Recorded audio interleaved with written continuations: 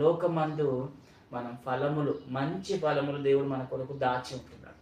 ఆ ఫలములు మనం పొందాలి అంటే మనలో సేవకుని మీద కానీ, లోకం మీద కానీ, మనుషుల మీద కానీ, మనల్ని ఎదిరిస్తున్న వారి మీద కానీ, మనల్ని తిడుతున్న వారి మీద, అవమానాలు మనల్ని నిందిస్తున్న అనేక మనుషులు ఉన్నారు ఈ లోకంలో.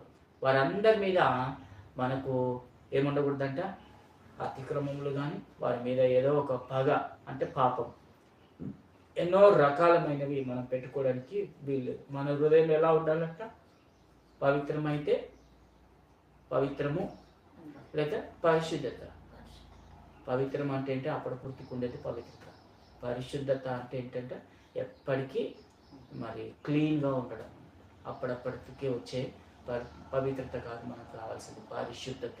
మన హృదయంలో పరిశుద్ధత ఉండాలి. అంటే ఎప్పుడు కూడా మన హృదయం కడగబడే ఉండాలి. పవిత్రత అంటే